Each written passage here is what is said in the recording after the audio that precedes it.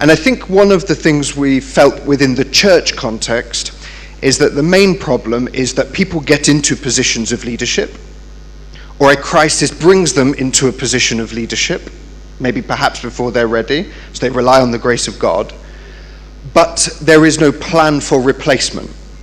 So how can the DNA of a mentor be transmitted, into an individual, into an organization, without something that's intentional? The Justice had spoken a little bit about his experience with being at Shell and the kind of leadership and mentorship programs that happen, that are good within the secular world, but what would these look like? So within our job descriptions, within church, within all of our things, are there assumptions and questions that make us accountable to mentorship? There's quite a lot of feedback in regard to the family. And as we're all aware, when it comes to the family, it's the foundation. Parents are not intentional as mentors.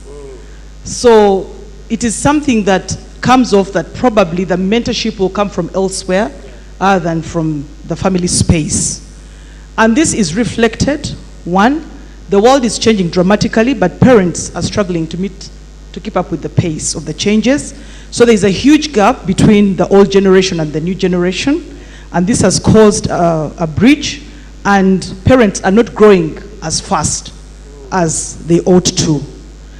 And there's other things like the economic demands, whereby, like I said, mentorship is expected elsewhere other than the space of family. And we have children depending on everybody else. So this morning during devotion, we've been challenged. Our children look up to us more than they look up to any other person. There is no intentional having constructive time to teach biblical principles. So these intentional engagements are not there. And unless we make that choice to be intentional and consistent, we cannot be the primary mentors for our children. The other thing is that we always play hero with our children. Everything is successful, and we never at any one point show them that we have struggled as individuals, because we think that vulnerability is weakness when it comes to our children. So it is key for us to be human. Let the humanness be exuded in our lives, that our children will be expressive. That is why some of them cannot even share their challenges, because you're a hero anyway. Why would I work with a hero? Then they look out for somebody who can choose to be vulnerable to them so that they share with them. And who comes first in that space? It's their peer. I'm also like that, and they can relate. So our relationships come to a halt when we are not vulnerable. But it's always to remember, parents, vulnerability is not weakness. The other thing that came out very strongly is the questions that are asked and the answers. Some of the parents, I think many of us, will shy away from subjects like sex or relationships. We just shy away, and many of us think that our children are too young.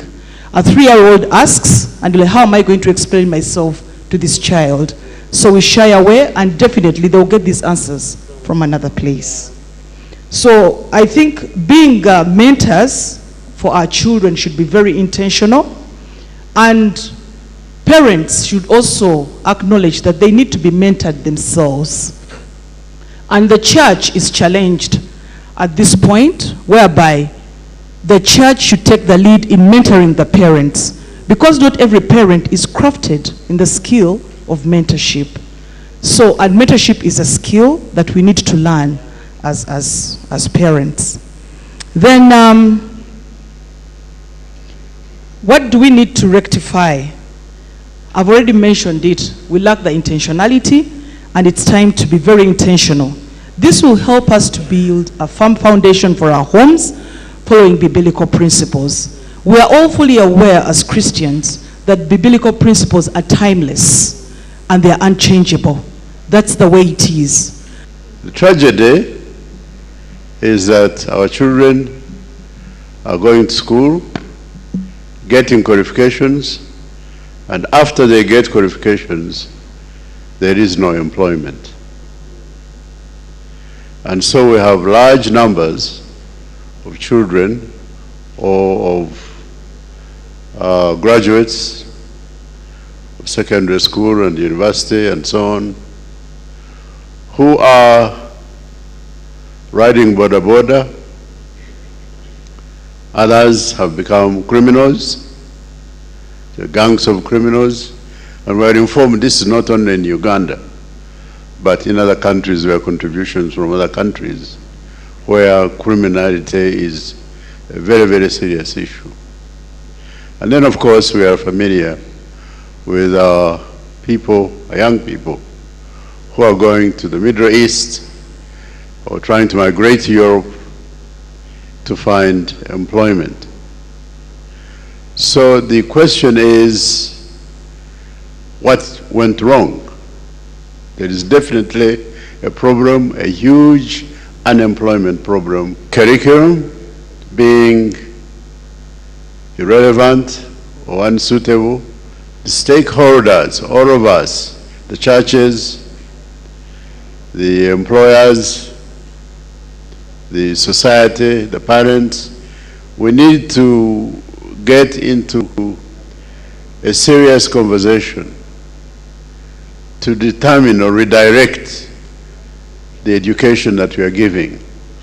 The education we have is, to a large degree, inherited from our colonial past, which was presuming that there will be organizations, public and private, to absorb our children in employment when they graduated.